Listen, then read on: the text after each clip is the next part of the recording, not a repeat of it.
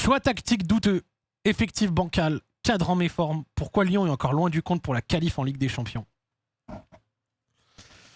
Et avec une question en fil rouge, et je vais en parler de but en blanc. Est-ce que, en cas d'élimination contre le Sparta, il va falloir qu'on pose la question de Paulo Fonseca out? Et ne me faites pas, mais non, c'est trop tôt, nanana. Il y a quand même un lot d'arguments en ce sens qui sont à minima entendables. Et je vais vous donner mon impression sur le sujet. On lit d'abord l'article et ensuite je vous donne mon impression sur le sujet. Ce n'est pas encore fait, il y a encore un match retour, même s'il y a une statistique qui dit que Paulo Fonseca ne s'est jamais qualifié au match retour en perdant son match aller en Coupe d'Europe. Après, il faut encore jouer le match retour. On verra. Mais on va lire. La défaite à Prague 2-1 dans son contenu conjugué aux émotions de son entraîneur, au manque de progression collective et aux incertitudes liées à son effectif, a confirmé mardi que l'OL n'était pas encore prêt pour une qualif en C1. Pas du tout. Et vraiment, le choix de compo pour ce match... Là, on va pas débrief le match. D'accord, on va pas débrief le match dans les grandes lignes. Ça y est, il est passé, c'était il y a 2 jours, c'est trop tard. On va parler des conséquences et de choses plus grandes que ça. La canicule émoussit les mollets de l'OL en manque de certitude, malgré une prépa entamée de longue date. Ça a bien servi de commencer de longue date. Hein. Son effectif est loin d'être prêt pour aborder une qualif en LDC. Cela a transpiré dans les attitudes et les doutes traversés ce mardi soir en République tchèque, lieu d'une première défaite officielle à Prague. C'est la première fois que l'OL perdait contre le Sparta Prague en 7 oppositions, je crois. 7. Même l'OL de Peter Bozol-Kloun en 2022, quand on allait là-bas avec Oussem Aouar et compagnie, même cette OL-là ne perdait pas contre le Sparta Prague. Ouais, on gagnait que 4-3, mais on ne perdait pas. Là, on y est allé. Vas-y, on va lire l'article d'abord. Heureusement sans conséquences définitives. Jusque dans la gestion des émotions et les changements tactiques de Fonseca, qui s'additionnent à la fin de saison 25-26, où un point aurait pu suffire pour la qualif directe en C1 avant les défaites à Toulouse et face à Lens.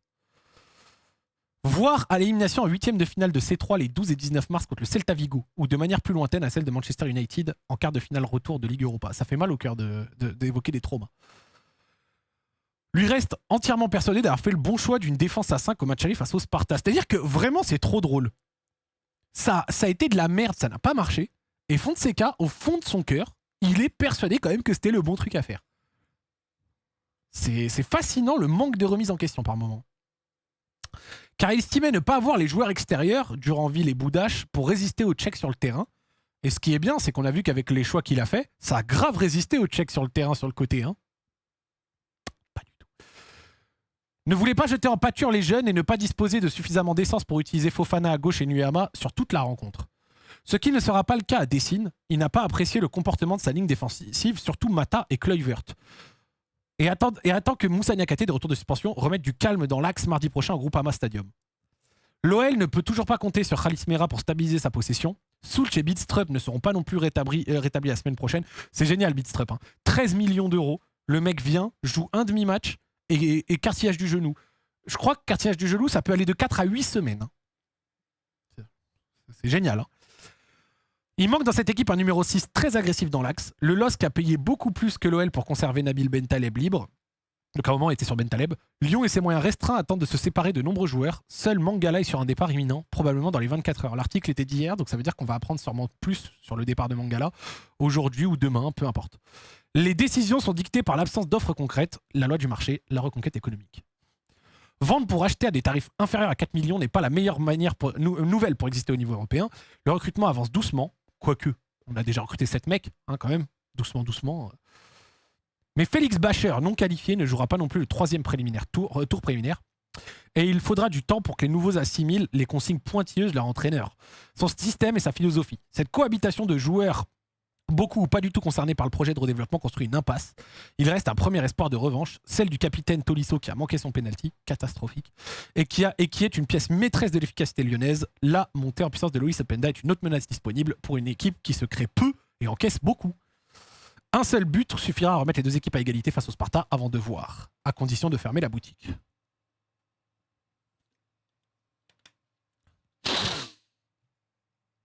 Donc, on va reparler vite fait. Moi, je vais dire quelque chose déjà. Et c'est un peu représentatif par la déclaration du coach du Sparta qui a dit « Je ne m'attendais pas à voir un Noël aussi attentiste ». La composition de base, on va arrêter de parler, elle est catastrophique, elle est honteuse. Et ça, elle était visible déjà avant le match.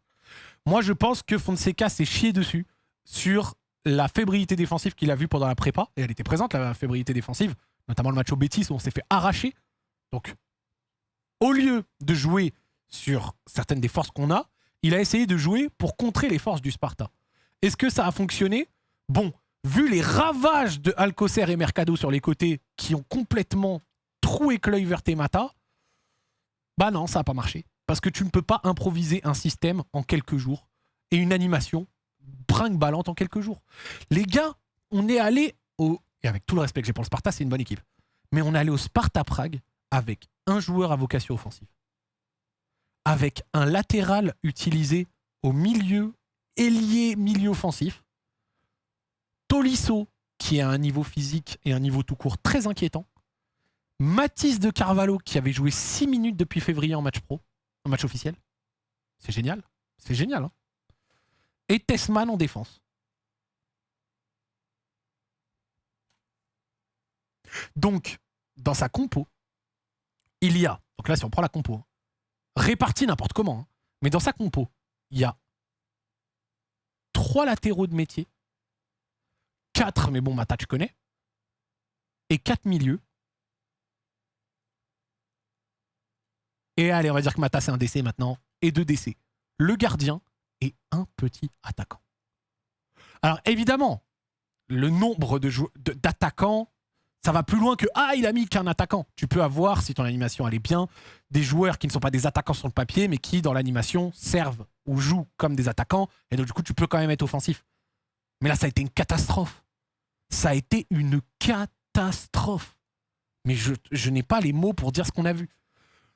Chaque transition, donc, à chaque fois qu'il y avait le Sparta qui faisait leur phase de relance, ils avaient et vous avez dû le voir plusieurs fois, ce truc où ils passaient DC, Rines sur le côté.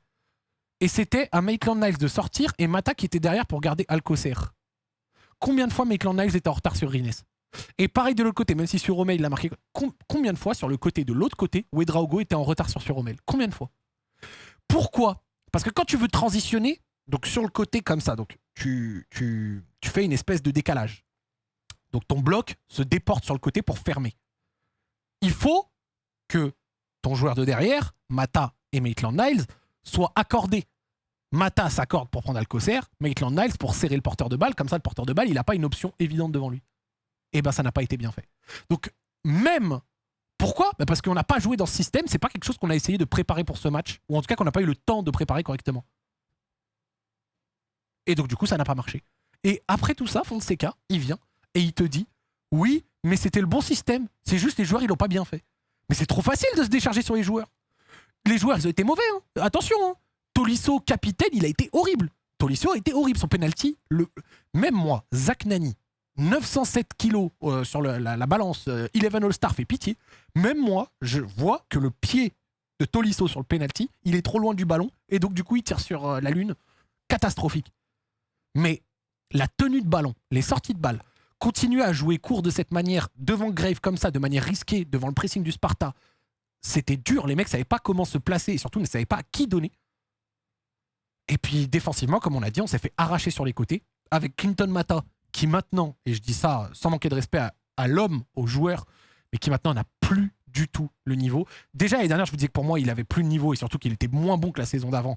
Il y avait beaucoup de gens qui n'étaient pas d'accord. Et moi maintenant, c'est-à-dire que maintenant, il n'a même plus le niveau d'un titulaire tout court à l'OL. Clinton Mata, c'est grand max un remplaçant. Heureusement que Félix Bacher est là. Maintenant, c'est Niakate Bacher. Il va falloir mettre du Noam Camara et ainsi de suite. Donc, des choix de Fonseca qui sont horribles. Tu dois rattraper le score. 2 petits entrants. Et parce que t'es trop bien dans le match, Mangala. Bon, allez, encore il est en instance de départ. Peut-être qu'il rentre pas, mais bon, il était là. Donc, pour moi, Mangala avait sa place. Narté. Mais quid de Narté? Fonseca, on sait qu'il a du pouvoir. Il valide chaque recrue. Donc, Fonseca, il valide des recrues, puis il les fait pas jouer. Donc, il valide Narté et Camara, puis Narté et Camara ne voient pas le terrain.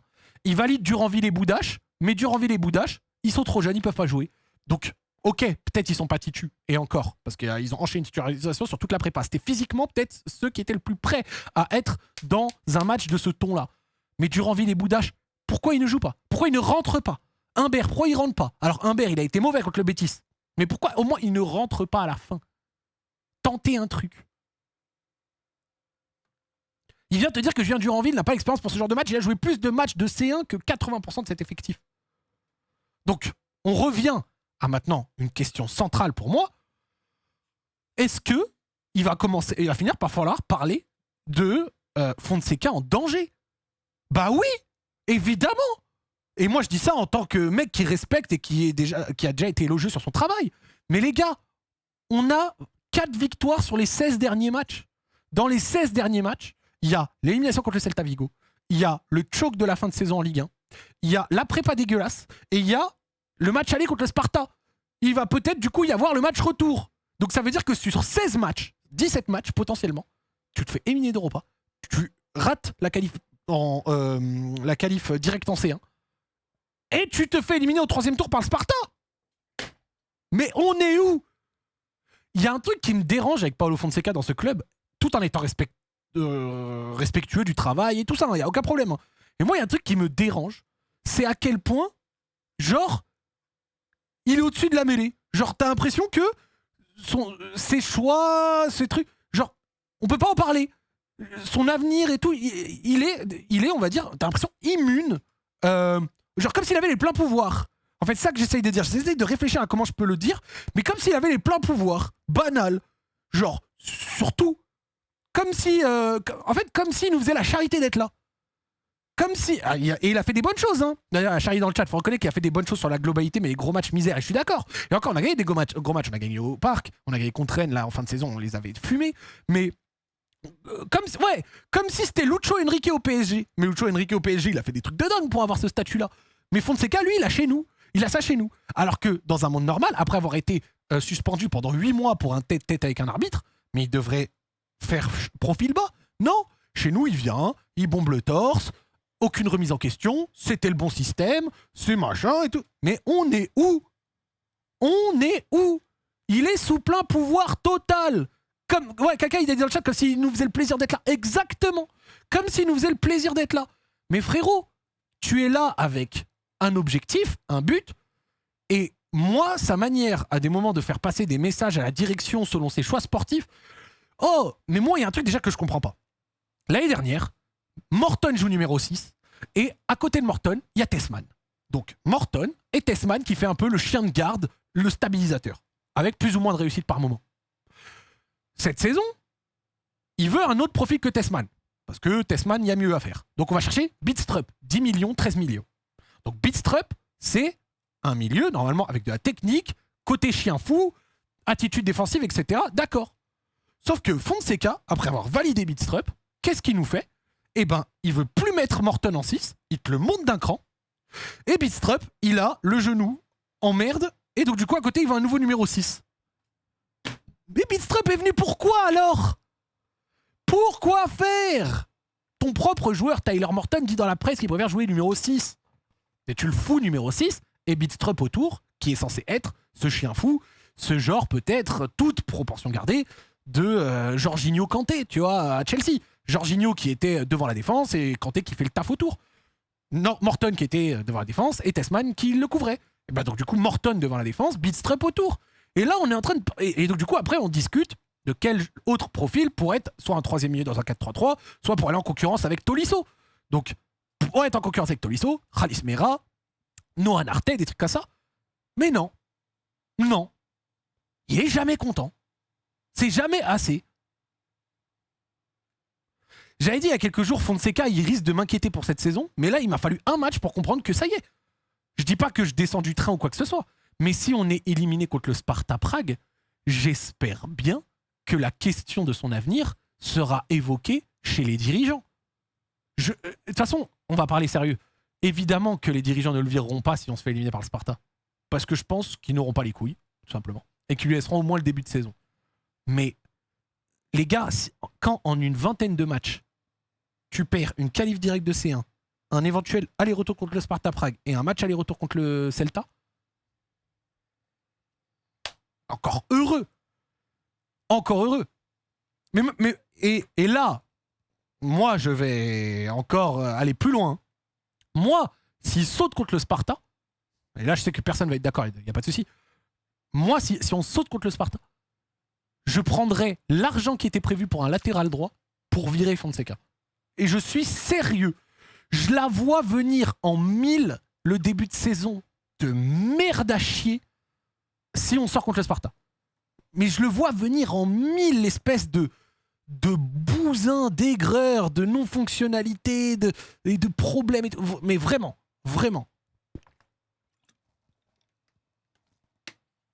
Alors que le pire, et vous savez quoi, regarde, dans ce cas-là, je vais aller carrément à l'inverse. Enfin, je vais me contredire. Et vous voulez savoir le pire, c'est que je suis persuadé que si on sort le Sparta, on doit affronter le Fener éventuellement au match retour. Bon, ce sera sûrement le Fener, ils ont gagné 2-0 contre Sturm. Mais je suis certain que si on bat le Sparta, dans 2 semaines face au Fener, on peut être bien meilleur. Parce qu'avec 2 semaines de plus, le niveau physique sera meilleur. Malik Fofana et Nuama pourront sûrement commencer les matchs, et il y aura une nouvelle charnière, Niakate et Bacher. Nouvelle charnière titulaire, Malik Fofana, Nuama de retour, et peut-être qu'il aura enfin figure out ce qu'il fait avec son milieu. Vous voulez savoir? Genre, c'est ça le pire. C'est que je suis persuadé que si on pète le Sparta au retour, dans 2 semaines contre le Fener, tu peux faire quelque chose de très intéressant, tu vois.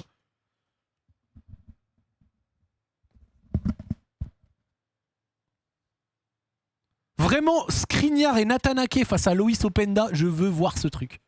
Je veux voir Milan Skriniar avec son cathéter derrière en train de courir derrière Loïs Openda, les gars. Je veux le voir, j'ai besoin de cette fumée. J'ai besoin de cette fumée, les gars. J'ai besoin de voir Mason Greenwood faire caca par terre comme à chaque fois qu'il a affronté l'OL pendant 2 ans à Marseille. J'ai besoin de voir... Je veux cette fumée, les gars. Mais alors pour ça, va falloir arrêter la merde. Et je le dis d'une autre manière. À un moment, va falloir que Paulo Fonseca, quand arrive un gros match important et qui ferme les yeux comme ça et qui se dit comment je peux faire, ah tiens on va tenter ça, Mathis de Carvalho qui avait joué 6 minutes depuis janvier, Abner, quand il surintellectualise trop, il faut absolument qu'il ne s'écoute pas. Il faut absolument qu'il ne s'écoute pas.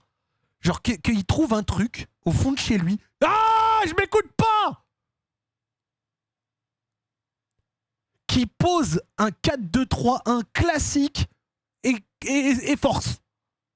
Vraiment. Le caca culotte là, constant et tout le temps, j'en peux plus. Je n'en peux plus. Mais Zach, au vu du niveau, tu vas en LDC pour faire quoi? Mais on s'en bat les couilles. On va en LDC... non, je vais te répondre. On va en Ligue des Champions pour prendre la thune. Et pour éventuellement, comme des petits clubs ont pu le faire, comme Karabakh, des trucs comme ça, éventuellement espérer un top 24 si ici et là tu réussis à gagner tes matchs abordables. Mais on y va pour l'argent, pour la survie du club. Voilà pourquoi. Rien à foutre. Même on y va. On fait la perf de Villarreal l'année dernière, 2 nuls, 6 défaites. C'est pas grave, ça valait le coup. C'est pas grave, ça valait le coup, gros. C'est pour ça qu'il faut qu'on aille en LDC, poteau.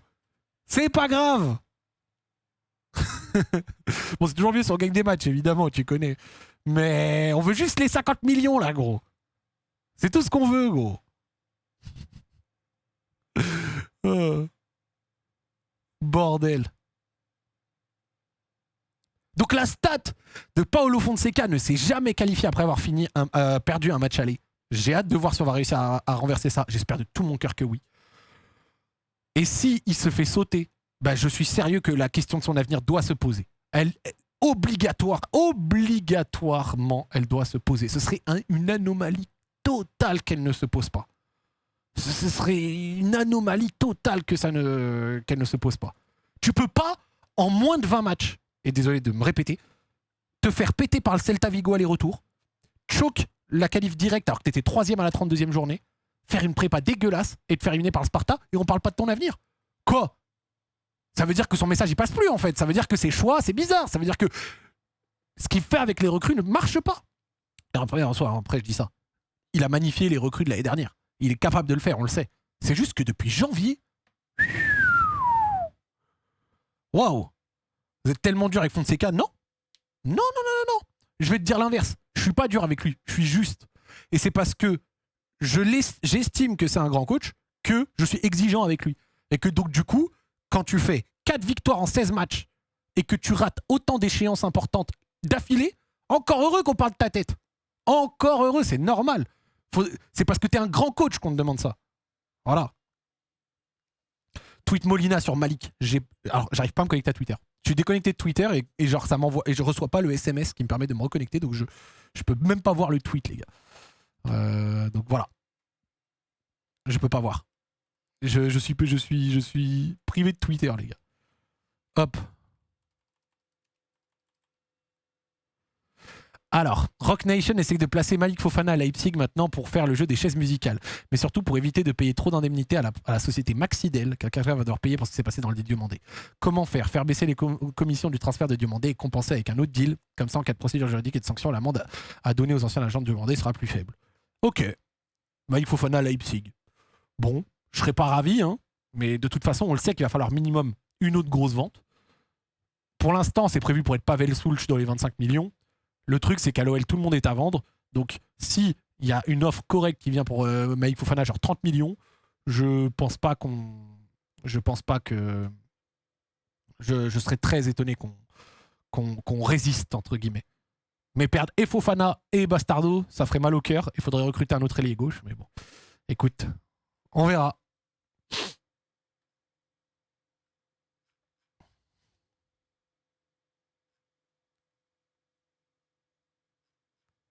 Il vous reste personne.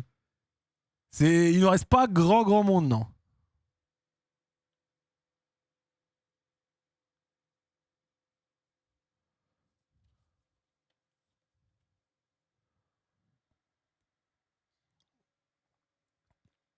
Bordel. De toute façon, au pire, oui. Comme Fonseca nous l'a montré, on peut toujours faire jouer Tolisso ailier gauche, il n'y a pas de problème. Bon, il n'a pas vraiment joué ailier gauche, mais quelle connerie. Quelle connerie. Ah là là là là. Non, les gars, je suis deg. Vraiment, le match du Sparta, c'est tellement une anomalie. Genre, en fait, je vais pour terminer et de boucler sur ce truc, les gars, parce que désolé, hein, je boucle beaucoup. L'OL, l'Olympique Lyonnais, c'est une équipe, on inspire, de par notre historique, quand même un certain respect en Europe. Et je dis ça alors qu'on, par exemple, on s'est fait éliminer par le Celta l'an dernier, hein, donc voilà. Mais dans les dernières années, ici et là, on a toujours réussi à faire certains matchs. L'année dernière, on finit premier de la phase de Ligue en Europa League. On a réussi à avoir des victoires de qualité ici et là. On avait éliminé Porto il y a quelques saisons, Manchester City aussi il y a 6-7 ans et tout. Donc ce que j'essaie de dire, c'est qu'on a quand même un track record où globalement on est respecté. Ce qui fait que quand tu vas affronter des équipes de second rang, façon Sparta Prague, Ferencvaros, Legia Varsovie, qui tu veux, vous captez ces équipes, elles ont peur. Donc en général, on leur impose une domination, ne serait-ce que par le statut qu'on a. Donc quand on va au fucking Sparta en baissant le froc avec aussi peu d'ambition, autant de caca dans le froc, les gars, genre, pour moi, c'est inacceptable. C'est inacceptable. Paolo Fonseca, il y allait en donnant le bâton pour se faire battre, et comme j'ai dit, c'est comme le prouve la déclaration du coach du Sparta, on s'attendait pas à aller voir aussi attentiste. Ah oui, bah bizarre. Bref.